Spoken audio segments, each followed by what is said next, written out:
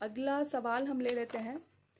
यहाँ पे मुझसे पूछा गया था, एक मेरी व्यूअर थी, उन्होंने पूछा था कि काफ़ी बार उनका अबॉर्शन हुआ है। उनके फ़िलहाल 2 बच्चे हैं, लेकिन कई बार उनका अबॉर्शन करवाया गया है, या जो भी रीज़न रहा हो या हुआ हो, तो उसकी वजह से उस टाइम पर काफ़ी ज़्यादा उनको हार्मोन्स के टैबलेट्स वगैरह या दवाइयाँ या इंजेक्शन्स वगैरह पड़े, जिसकी वजह से उनके साथ पीरियड्स से रिलेटेड प्रॉब्लम आ रही है। पीरियड्स जो हैं वो बंद हो चुके हैं। कुछ लोग ये कहते हैं कि मैम पीरियड्स बहुत ज़्यादा कम हो रहे हैं, कुछ लोग कहते हैं बिल्कुल नहीं हो रहे हैं, कभी कभार कुछ स्पॉटिंग जैसा हो जाता है बस। तो ये किस वजह से, ये बहुत ही कॉमन सवाल है लड़कियों का, महिलाओं का, मुझसे मतलब बहुत ज़्यादा पूछा जाता है। तो इसका मैं आपको जवाब दे रही हूँ यहाँ पर कि सबसे पहली चीज़, अपने शरीर के साथ खिलवाड़ न किसी को करने दीजिए, न खुद कीजिए। ये बहुत बड़ी चीज़ होती है, आप समझ नहीं रही हैं। शरीर है तभी सारे सुख हैं, ठीक है ना। अगर आप ही स्वस्थ नहीं रहेंगी तो आपके जो 2 बच्चे हैं, या नॉर्मली भी अगर किसी का कोई बच्चा नहीं भी है तो भी आप कंसीव करने में आगे चल के आपको बहुत ज़्यादा प्रॉब्लम हो जाएगी। घर वालों का कैसे आप ध्यान रखिएगा। तो ये ध्यान देना बहुत ज़रूरी है। शरीर आपका है तो आपको ध्यान देना होगा ना। तो इस तरीके की चीज़ बिल्कुल भी नहीं करें। अगर प्रेगनेंसी नहीं चाहिए तो उसके काफ़ी सारे सारे उपाय हैं, आप उन उपायों को अपनाइए। ये शरीर के साथ बिल्कुल भी नहीं करें। ये मेरी रिक्वेस्ट है आप सभी के साथ। मैं यहाँ ये कह रही थी कि अबॉर्शन के बाद जितने भी तरीके के हार्मोनल पिल्स चलते हैं, उनका बहुत सीवियर साइड इफ़ेक्ट शरीर को होता है, और उसको रिवर्स करना बहुत ज़्यादा ही कठिन होता है।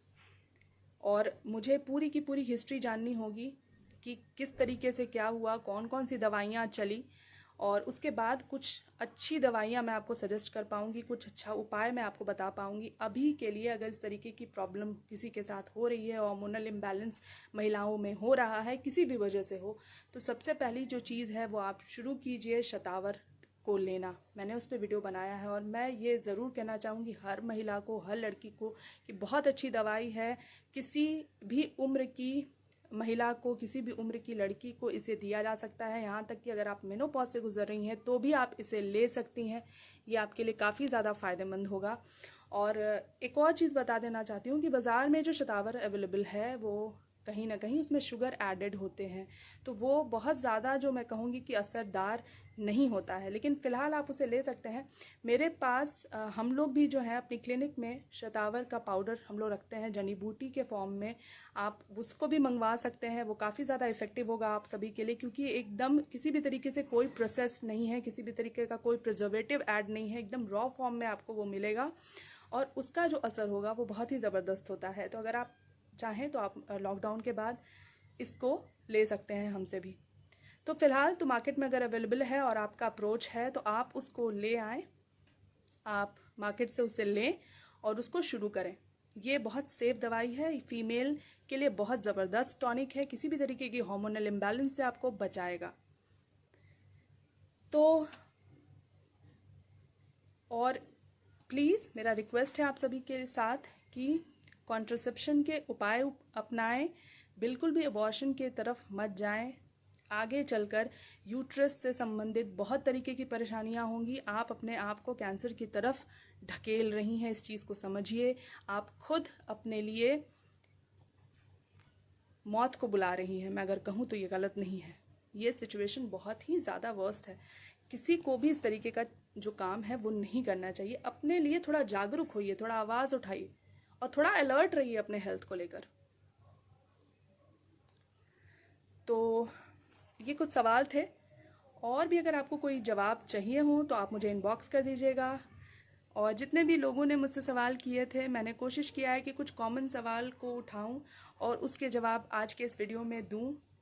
के द्वारा लिखे गए जितने भी शब्द होते हैं ना, काफ़ी ज़्यादा प्रोत्साहित करते हैं। तो आप सभी मुझे कमेंट करते रहा करें, मुझसे जुड़े रहिए, अच्छा लगता है और कुछ शेयर करने के लिए मिलता है। और ये छोटी छोटी जो बातें होती हैं काफ़ी ज़्यादा फ़ायदेमंद होती हैं, और अगर हम इन्हें करेक्ट कर लेते हैं, इनके बारे में समझ जाते हैं, तो बहुत ही ज़्यादा फ़ायदा होता है स्वास्थ्य के दृष्टिकोण से।